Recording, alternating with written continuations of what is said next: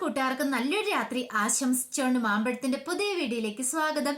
നമുക്ക് നേരെ കിരണിന്റെയും കല്യാണിയുടെയും നാളത്തെ നല്ലൊരു പ്രൊമോ വിശേഷം കണ്ടാലോ. അങ്ങനെ ഇന്നത്തെ വിശേഷം നമ്മൾ കണ്ടു. മനോഹർ സാരിയും പുറത്തു പോയിട്ട് വരുവാണ്. ഈ സമയത്ത് ശാരിക്ക് വല്ലാത്തൊരു വെപ്രാളമാ. കാരണം താരം മുറിയിൽ കിടപ്പുണ്ട്.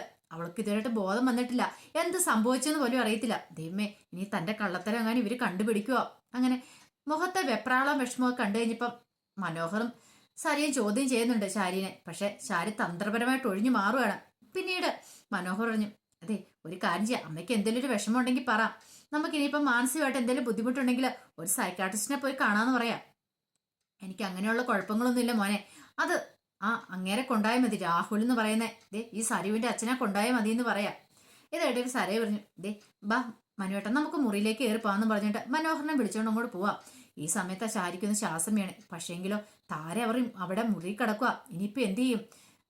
താരനെ എങ്ങനെയാലും ഒന്ന് പുറത്തു കൊണ്ടുപോകണം. പുറത്തു കൊണ്ടുപോകാന്ന് പറഞ്ഞാൽ മുറിക്ക് പുറത്തിറക്കാൻ രാത്രിയാവുന്ന കാത്തിരിക്കണം. അതുവരെ ഡേഞ്ചറിലാണ് ഇരിക്കുന്നത്. ആരെങ്കിലും മുറി തുറന്ന് ആ കാഴ്ച കണ്ട അതോടുകൂടി തീർന്നു. പിന്നെ എന്താ സംഭവിക്കുന്ന അറിയത്തില്ല. അവള് മരിച്ചോ ജീവിച്ചിരിപ്പുണ്ടോ എന്ന് പോലും അറിയത്തില്ല. മരിച്ചു കഴിഞ്ഞാൽ താൻ മിക്കവാറും ജയിലിലേക്കായിരിക്കും പോകുന്നത്. അങ്ങനെ ഉള്ള സമാധാനം കൂടെ ശാരിയുടെ പോവാണ്. ഈ സമയത്ത് മുറിയിലേക്ക് കയറി ചെന്ന മനോഹർ പറഞ്ഞു, അമ്മയുടെ സംസാരത്തിലും പെരുമാറ്റത്തിലും ഒരു പന്തികേട് തോന്നിയില്ല നിനക്കെന്ന് സരയുവിനോട് ചോദിക്കുക. അതെ, എനിക്ക് തോന്നിയെന്ന് പറയണം. എനിക്കും ഇതൊക്കെ തന്നെ തോന്നിയത്. എന്തോ ഒരു കാര്യം സംഭവിച്ചിട്ടുണ്ട് നമ്മളിവിടെ പോയതിനു ശേഷം. പോകുന്നതിന് മുമ്പ് അമ്മയ്ക്ക് ഇങ്ങനെയൊന്നും അല്ലായിരുന്നല്ലോ എന്ന് ചോദിക്കുക. സരി പറഞ്ഞു, അത് ശരിയാ, പക്ഷെ എന്താണെന്നറിയത്തില്ല, എന്തോ ഒരു കള്ളത്തരം ഉള്ള പോലെ എനിക്ക് തോന്നുന്നുണ്ട്. സരി പറഞ്ഞു, അമ്മയല്ലേ, ചിലപ്പോൾ അച്ഛനെ കുറിച്ചുള്ള എന്തെങ്കിലും ഒരു വിഷമമായിരിക്കും അമ്മയുടെ മനസ്സിൽ കിടക്കണേ. അതോർത്ത് ഇനിയിപ്പം നമ്മൾ ടെൻഷൻ അടിക്കണ്ട. അമ്മയുടെ മനസ്സിലെ വിഷമങ്ങൾ കുറഞ്ഞു കഴിയുമ്പം അമ്മ തന്നെ അത് പറഞ്ഞോളൂ എന്ന് പറയാം. ഈ സമയം കിരൺ നേരെ രൂപയുടെ ചന്ദ്രസേന്റെ അടുത്തേക്ക് വരുവാണ്. അപ്പൊ കല്യാണിയെ കൊണ്ടേ വിട്ടതിന് ശേഷം ആദ്യം ദീപയുടെ അടുത്ത് വന്നതിന് ശേഷമാണ് അങ്ങോട്ട് വരുന്നത്. അങ്ങനെ വന്നു കഴിഞ്ഞപ്പം ചന്ദ്രസേനൻ ചോദിച്ചു, അല്ല അവളെ കൊണ്ടേ വിട്ടോ മോനെന്ന് ചോദിക്കുകയാണ്. കല്യാണിനെ കൊണ്ടേ വിട്ടച്ചാ ഫ്ലൈറ്റ് പോയതിന് ശേഷം ഞാൻ ഇങ്ങോട്ട് വന്നേന്ന് പറയാം. കിരണിന്റെ മുഖത്തെ സങ്കടം കണ്ടു പറഞ്ഞു, നീ എന്തിനാ ഇങ്ങനെ വിഷമിക്കുന്നേ? ഒരാഴ്ചത്തെ കാര്യമല്ലേ ഉള്ളൂ. ഒരാഴ്ച എന്ന് പറഞ്ഞാൽ ഓടി അങ്ങോട്ട് പോകും. ഒരാഴ്ചക്കുള്ളിൽ തന്നെ കല്യാണി മോൾ ഇങ്ങോട്ട് വരത്തില്ലേന്ന് ചോദിക്കാം. അതെനിക്കറിയാം, പക്ഷെ എന്തോ ആദ്യമായിട്ടല്ലേ പിരിഞ്ഞിരിക്കുന്നേ, അതിൻ്റെതായ ഒരു ബുദ്ധിമുട്ടെന്ന് പറയാം. രൂപ പറഞ്ഞു, അതൊന്നും ഓർത്ത് വിഷമിക്കേണ്ട കാര്യമില്ലെന്ന് പറയാം. ഈ സമയം ചന്ദ്രസേനൻ ചോദിച്ചു, അല്ല ആ താരേനെ എങ്ങനെ വഴി കണ്ടായിരുന്നു ചോദിക്കുക. ഇല്ലച്ചാ, എന്താ കാര്യം? എന്താണെന്നറിയത്തില്ല, താരനെ ഫോൺ വിളിച്ചിട്ട് കിട്ടുന്നില്ല എന്ന് പറയണ. കിട്ടുന്നില്ല? അതെന്താ? വിളിച്ചിട്ട് റിങ് ചെയ്യുന്നുണ്ട്, പക്ഷെ കിട്ടുന്നില്ല. താരാന്റെ ചിലപ്പോ വീട്ടിൽ കാണും. അല്ലെന്നേ, താര സരുവിന് ഓണത്തിലുള്ള ഡ്രസ്സൊക്കെ എടുത്തിട്ടുണ്ടായിരുന്നു. അപ്പൊ സരുവിനെ കാണാൻ പോകുന്ന കാര്യം പറഞ്ഞിട്ടുണ്ട്. ഇനിയിപ്പൊ അങ്ങോട്ട് കയറി ചെന്നോന്ന് അറിയില്ല. അതാ ഞാൻ ചോദിച്ചേ, ഇനിയിപ്പൊ അവിടെ എങ്ങാനും വന്നോ? ഇനിയിപ്പം കല്യാണി മോളെ കാണാനായിട്ട് അങ്ങോട്ട് എങ്ങനെ വന്നായിരുന്നോന്നേ. ഇല്ലച്ചാ, ഞാനിപ്പോ അവിടെ നിന്നല്ലേ ഇങ്ങോട്ട് വരുന്നേന്ന് പറയാം. ഇനിയിപ്പോ എന്ത് ചെയ്യുന്നത് എനിക്കറിയില്ല. ഈ സമയം കിരൺ പറഞ്ഞു, ഇനിയിപ്പൊ അപ്പുറമെങ്ങാനും ചെന്ന് കാണുമോ? സരുവിന്റെ അരികിലെങ്ങാനും? അതറിയത്തില്ല. പക്ഷേ എങ്കിലും കല്യാണിയും കൂടെ ഇല്ല, തന്നെയായിരിക്കും പോയിട്ടുണ്ടായിരിക്കുക. അങ്ങനെ അവിടെ ചെന്നിട്ടുണ്ടെങ്കിൽ അത് അപകടമാ. ഇനിയിപ്പം ആരവിടെ ഉള്ളതെന്ന് അറിയത്തില്ല. ചിലപ്പം താരനെ ഇല്ലാതാക്കാൻ പോലും മടിക്കാത്ത കൂട്ടങ്ങൾ അവിടെ ഉള്ളതെന്ന് പറയാം. ഇത് കേട്ടൻ കിരൺ പറഞ്ഞു, അത് ശരിയാ അച്ഛൻ പറഞ്ഞ്. രൂപ പറഞ്ഞു, അങ്ങനെ എന്തെങ്കിലും സംഭവിച്ചിട്ടുണ്ടെങ്കിൽ എന്ത് ചെയ്യണമെന്ന് എനിക്കറിയാം. ഒന്നിനെ ഞാൻ വെറുതെ വിടാൻ പോകുന്നില്ല, കാണിച്ചു കൊടുക്കുമെന്ന് പറയണം. ഈ സമയം കിരൺ പറഞ്ഞു, എന്തെങ്കിലും സംഭവിച്ചു പോയിട്ട് നമ്മൾ പിന്നെ പറഞ്ഞിട്ട് കാര്യമില്ലോ. ഒരു കാര്യം ചെയ്യാം, ഞാനിന്ന് പോയി അന്വേഷിച്ചിട്ട് വരാമെന്ന് പറയാം. ഇത് കേട്ട ചന്ദ്രസേനൻ ചോദിച്ചു, അല്ല അത് വേണോ മോനെ? നീ അങ്ങ് ചെന്നിട്ടുണ്ടെങ്കിൽ അവർക്ക് ഇഷ്ടപ്പെടുമോ എന്ന് ചോദിക്കാം. അതൊന്നും ഓർത്ത് അച്ഛൻ വിഷമിക്കണ്ട, ഞാൻ പോയി ചോദിക്കാം. അല്ലെങ്കിൽ ഇപ്പൊ താരാന്റെ അവിടെ ഉണ്ടെങ്കിൽ ഞാൻ പോയി വിളിച്ചോണ്ട് വരാന്ന് പറയാം. അറിയാലോ, അവറ്റകളുടെ സ്വഭാവമാണ്, എന്ത് ചെയ്യാൻ മടിക്കാത്ത ആൾക്കാരാ അവിടെയുള്ളതെന്ന് പറയാം. അങ്ങനെ കിരൺ നേരെ സരുവിന്റെ വീട്ടിലേക്ക് ചെല്ലുവാണ്. അങ്ങനെ പുറത്തുനിന്ന് ആരെയും കണ്ടില്ല. താരാന്റെ ഇവിടെ വന്ന ലക്ഷണങ്ങളൊന്നും കാണുന്നില്ലോ. ഉണ്ടായിരുന്നെങ്കിൽ ഇപ്പം എവിടെ നിൽക്കേണ്ടായിരുന്നു. ഇവിടെ എങ്ങും ഇല്ല. കോളിംഗ് ബെൽ അടിച്ചു കഴിഞ്ഞപ്പോഴത്തേനും ശാരിയാണ് വന്ന് കഥ തുറക്കുന്നത്. ശാരി എന്താ കിരൺ മോനെന്ന് ചോദിക്കുകയാണ്. അല്ല, താരാന്റെ ഇങ്ങോട്ട് വന്നു എന്ന് ചോദിക്കുക. ഇത് കേട്ടത് ശാരി ഒന്ന് ഞെട്ടി. താര അകത്ത് കിടക്കുന്നുണ്ട്, പക്ഷെ അതെങ്ങനെ പറയാൻ പറ്റുമോ? കാരണം തന്റെ കൈ കൊണ്ട് അവൾക്ക് എന്തെങ്കിലും സംഭവിച്ചെന്ന് അറിഞ്ഞിട്ടുണ്ടെങ്കിൽ താൻ പിന്നെ അകത്തേക്ക് പോയി കിടക്കേണ്ടി വരും. ഇനി പിന്നെ തന്റെ വാസം പിന്നെ ജയിലിലായിരിക്കും. ഒരു കാരണവശാലും അറിയാൻ പാടില്ല. പെട്ടെന്ന് ശാരിയുടെ മുഖത്തൊരു പതർച്ചയുണ്ടായി. ഈ പതർച്ച കിരൺ ശ്രദ്ധിച്ചു. ഇവിടെ ഇല്ലാന്ന് പറയാണ്. ഈ സമയത്താണ് സരയു ഇങ്ങോട്ട് ഇറങ്ങിയത്. എന്താമ്മേ, എന്താ കാര്യം എന്ന് ചോദിക്കും. അല്ല, താര ഇവിടെ വന്നിട്ടുണ്ടെന്ന് അറിയാൻ വേണ്ടി കിരൺ മോൻ വന്നാന്ന് പറയണം. മോനോ? ഏത് മോനെ? ഓഹോ, ഭാര്യ പോയി കഴിഞ്ഞ ഉടനെ നീ ഞങ്ങളോട് വഴക്കിടാനായിട്ട് ഇറങ്ങിയതല്ലേടാന്ന് ചോദിക്കുക. എനിക്ക് നിങ്ങളോട് വഴക്കേണ്ട വല്ല ഒരു കാര്യമില്ല സരിയു, നീ നിന്റെ പണി പോയി നോക്ക്. ഞാൻ താരാന്റെ ഇവിടെ ഉണ്ടോന്ന് നോക്കാൻ വന്നാന്ന് പറയാം. പിന്നെ താരാന്റെ ഇവിടെയല്ലേ ഇരിക്കുന്നത്, നിന്റെ ഒരു താരാന്റെ പോലും. അതെ, താരാന്റിനെയൊക്കെ നീ അവിടെ അപ്പുറം പോയി നോക്കുക, ആ കല്യാണിന്റെ വീട്ടില് അവിടെ കാണും ഇരിപ്പ്. അല്ലാതെ ഇവിടെ വന്ന് നോക്കിയിട്ട് കാര്യമില്ലെന്ന് പറയാം. ഇത് കേട്ടതും കിരൺ പറഞ്ഞു, ഇങ്ങോട്ട് വന്നിട്ടുണ്ടെന്ന് പറയണം. ഓ, ഇങ്ങോട്ട് വന്നിട്ടുണ്ട്, ഇവിടെ ഞങ്ങൾ കുപ്പിക്കകത്ത് അടച്ചു വെച്ചേക്കാ, എടുത്തോണ്ട് പോകാൻ പറയാണ് സരയു. ഇത് കേട്ടതും ഷാരു, എന്താ മോളെ ഇങ്ങനെയൊക്കെ സംസാരിക്കുന്നേ? പിന്നെ ഇങ്ങനെയൊക്കെ സംസാരിക്കാതെ എങ്ങനെയാ മറുപടി പറയണേ? ഇങ്ങോട്ട് വരട്ടെ അവർ ഈ വീട്ടിലൊക്കെ അതിനും വന്നു കയറിയിട്ടുണ്ടെങ്കിൽ അവരെ ഞാൻ മിക്കവാറും കൊന്നു കുഴിച്ചു മൂടുമെന്ന് പറയാം. ഇത് കേട്ടത് ഷാരി ഒന്ന് ഞെട്ടി. എന്താ മോളെ നീ ഇങ്ങനെയൊക്കെ പറയുന്നേ? ഇങ്ങനെ പറയാതെ, എനിക്ക് അവരെ കണ്ണെടുത്താൽ കാണത്തില്ല, അല്ലെങ്കിൽ തന്നെ മോളാന്ന് പറഞ്ഞിട്ട് എപ്പോഴും ഇങ്ങോട്ട് എഴുന്നള്ളി വരും. അവരോട് പലവട്ടം ഞാൻ പറഞ്ഞിട്ടുണ്ട്. അവിടെ ഒരുത്തിയുണ്ടല്ലോ നിന്റെ ഭാര്യ കല്യാണി, കല്യാണി ആയിരിക്കും മോള്. അവിടെ ചെന്ന് കൊഞ്ചിക്കാൻ പറഞ്ഞിട്ടുണ്ട്. എപ്പോഴും ഇങ്ങോട്ട് ഓടി ഓടി വരുന്നതാണ് ഇങ്ങോട്ട് ഓരോ കാര്യം പറഞ്ഞ് മോളെ എന്നുള്ള വിളി. എനിക്കത് കേൾക്കുമ്പോൾ തന്നെ ദേഷ്യം വരും. അതെ, എന്റെ അമ്മ ഉണ്ടല്ലോ ഈ നിൽക്കുന്ന ശാരിയ, അത് അവരോടൊന്ന് പറഞ്ഞു കൊടുത്താലേ, ആ താരെന്ന് പറയുന്ന സ്ത്രീയോട് എത്ര പറഞ്ഞാലും അവളുടെ തലയ്ക്കകത്തേക്ക് കയറില്ല.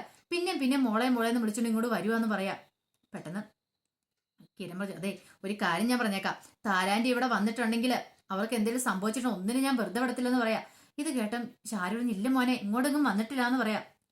അമ്മയോട് ഞാൻ ഒരു തവണ വട്ടം പറഞ്ഞു, ഇവനെ ഒന്നും മോനെ ഒന്നും വിളിക്കേണ്ട കാര്യമില്ലെന്ന്. അവൻ വന്ന് കേറിയൊക്കെ കണ്ടില്ലേ, ഒരു താരനെ അന്വേഷിച്ചോണ്ട്.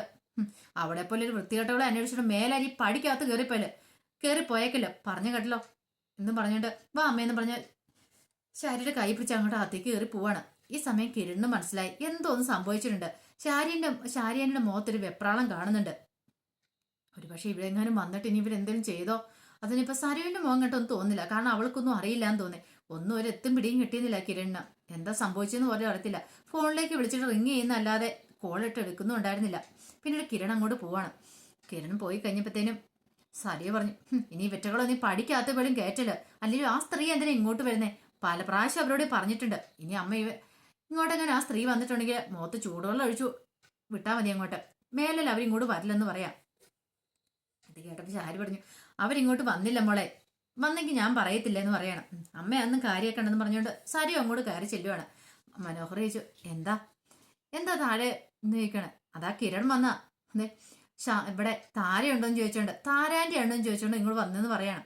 അതെ, അല്ല അവരെന്തിനാ ഇപ്പൊ ഇങ്ങോട്ട് വരുന്നേ? എനിക്കറിയത്തില്ല എന്തിനു വന്നെന്ന്, എന്നെ കാണാൻ വേണ്ടി വന്നായിരിക്കും. ഞാൻ മോളാന്നും പറഞ്ഞോണ്ടാണല്ലോ അവര് നടക്കണേന്ന് പറയാം. ഈ സമയം മനോഹർ മനസ്സിൽ പറയാ, നീ അവരുടെ മോള് തന്നെയാടി, പക്ഷെ അതറിയാത്ത ഒരേ ഒരു വ്യക്തി നീ മാത്രം ഉള്ളെന്ന് മനസ്സിൽ പറയാണ്. ഈ സമയം സരി പറഞ്ഞു, അവരെങ്ങാനും എന്റെ കൺമുന്നിൽ കിട്ടിയിട്ടുണ്ടെങ്കിൽ അവരെ തന്നെ ഞാൻ തീർക്കും. ഞാൻ രണ്ടെണ്ണം പറഞ്ഞു വിട്ടിട്ടുണ്ട് ആ കിരണിനോടെന്ന് പറയാണ്. ഈ സമയം ശാരി ആകെപ്പാടെ വെപ്രാളത്തില. ശാരിക്ക് എന്ത് ചെയ്യണമെന്ന് അറിയത്തില്ല. വല്ലാത്തൊരവസ്ഥ. എന്ത് ചെയ്യണം, എങ്ങനെ ചെയ്യണമെന്ന് പോലും അറിയത്തില്ല. ഇനിയിപ്പൊ എന്താ ചെയ്യുന്നേ? രാത്രിയാൻ വേണ്ടി കാത്തിരിക്കാം. രാത്രിയൊക്കെ ആകുമ്പോൾ എവിടെയെങ്കിലും കൊണ്ട് ഇവിടെ കളയാം, അല്ലാതെ എന്താ ചെയ്യുന്നേ? അല്ലെങ്കിൽ താൻ മിക്കവാറും അകത്തായി പോവും. അങ്ങനെ ഒരു ടെൻഷനായിരുന്നു ശാരിയുടെ ഉള്ളില്. വൈകുന്നേരം ഫുഡ് പോലും കഴിച്ചില്ല ശാരി. ഫുഡ് കഴിക്കാൻ സരിയോ ഒന്ന് വിളിച്ചു കഴിഞ്ഞപ്പോ വേണ്ടാന്ന് പറയാതെ അങ്ങനെ ഫുഡ് പോലും കഴിക്കാതിരുന്നു. രാത്രിയാൻ വേണ്ടി കാത്തിരിക്കുക. ഈ സമയത്ത് ചന്ദ്രസേനൻ രൂപയും കിരണും ഒക്കെ വല്ലാത്ത സങ്കടത്തില. താരനെ കുറിച്ച് ഒരു വിവരവുമില്ല. അവസാനം ചന്ദ്രസേനൻ പറഞ്ഞു, ഇന്നൊരു ദിവസത്തോടെ നോക്കാം, നാളെ പോലെ പോലീസ് കംപ്ലൈന്റ് കൊടുത്തു നോക്കാം. എന്ത് പറ്റിയെന്നും അറിയത്തില്ലല്ലോ. അത് കേട്ടൻ കിരൺ പറഞ്ഞു, അത് ശരിയാ, എന്ത് പറ്റിയെന്ന് അറിയത്തില്ല താരാന്റിക്ക്. മിക്കവാറും അവിടെ ചെന്നിട്ടുണ്ടെങ്കിൽ അവറ്റകൾ എന്തെങ്കിലും ചെയ്തോന്ന് പറയാൻ പോലും പറ്റില്ലെന്ന് പറയാ. രൂപ പറഞ്ഞു, അത് ശരിയാ, ഒന്നിനും വിശ്വസിച്ച് കൂടെന്ന് പറയാണ്. ഈ സമയം രാത്രിയായി കഴിഞ്ഞപ്പോഴത്തേന് ശാരി എന്ത് ചെയ്യുവാണ്, രണ്ടും കൽപ്പിച്ചു. അങ്ങനെ മുറിക്കകത്തുനിന്ന് പതുക്കെ താരനെ വലിച്ചു പുറത്തേക്ക് കൊണ്ടുവരാണ്. കാരണം മുറിക്കകത്ത് ഇനിയിപ്പോൾ അധിക സമയം വെച്ചോണ്ടിരിക്കാൻ പറ്റത്തില്ല, എങ്ങനെയും പുറത്തു കൊണ്ടേ കളഞ്ഞാൽ മതിയാവുള്ളൂ. അങ്ങനെ പുറത്തേക്ക് ഇങ്ങനെ വലിച്ചെടുത്തുകൊണ്ട് വരുമ്പോഴാണ് പെട്ടെന്ന് മനോഹർ താഴേക്ക് അങ്ങോട്ട് ഇറങ്ങി വരുന്നത്. മനോഹർ നിഷേനെ വിളിക്കാനായിട്ട് താഴേക്ക് ഇറങ്ങി വന്നതാ. നിഷേനെ വിളിക്കാനായിട്ട് സരി ഉറങ്ങി കഴിയുമ്പോൾ വന്നപ്പോഴാണ് ഈ കാഴ്ച കാണുന്നത്. അങ്ങനെ താരനെ വലിച്ചോണ്ട് ശാരി അങ്ങോട്ട് മാറുന്നുണ്ട്. പെട്ടെന്ന് ഒരു നിമിഷം മനോഹർ ഞെട്ടിപ്പോയി. അങ്ങനെ മനോഹറിനെ കണ്ടു കഴിഞ്ഞപ്പോൾ തന്നെ ശാരി ഞെട്ടിപ്പോയി. ശാരി സ്വപ്നത്തിൽ പോലും പ്രതീക്ഷിച്ചല്ല.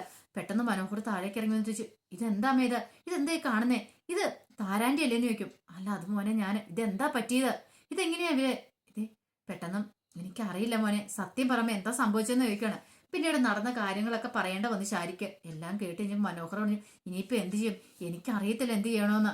ഇത് കേട്ട മനോഹർ പറഞ്ഞു, പെട്ടല്ലോ അമ്മേ, തേമേ നീ നോക്കട്ടെ എന്ന് നോക്കുകയാണ്. അങ്ങനെ ശ്വാസം ഉണ്ടോ എന്ന് നോക്കി. ശ്വാസം ഇല്ലാത്ത പോലെ മനോഹറിന് തോന്നുകയാണ്. അമ്മ ഇനിയിപ്പോ എന്ത് ചെയ്യും, എനിക്കറിയില്ല മോനെ, നീ എങ്കിലും ഒരു വഴി എന്തെങ്കിലും ഉണ്ടാക്കി തരാൻ പറയാണ്. ഈ സമയം മനോഹർ ആലോചിച്ചു, കൊള്ളാം, തനിക്ക് പറ്റിയ സമയം തന്നെയാണ്. അങ്ങനെ ഇവരെയും കയ്യിലെടുക്കാനായിട്ട് ദയവായിട്ട് തന്റെ മുന്നിലേക്ക് ഒരു അവസരം കൊണ്ടിട്ട് തന്നിരിക്കുക. അങ്ങനെ മനോഹർ തന്റെ 18ാമത്തെ അടവ് പയറ്റാൻ തന്നെ തീരുമാനിച്ചു. അങ്ങനെ ശാരീരം തന്നെ അടിമയാക്കാനായിട്ട് മനോഹർ ഒരുങ്ങുവാണ്. അപ്പൊ അതിന്റെ വിശേഷങ്ങളൊക്കെ നാളെ നമ്മൾ കാണുന്നത്. ആ വിശേഷങ്ങൾക്കായി നമുക്ക് എല്ലാവർക്കും കാത്തിരിക്കാം കേട്ടോ. ഒരിക്കൽ കൂടി എല്ലാവർക്കും നല്ലൊരു രാത്രി ആശംസിച്ചു നിർത്തുന്നു. നന്ദി.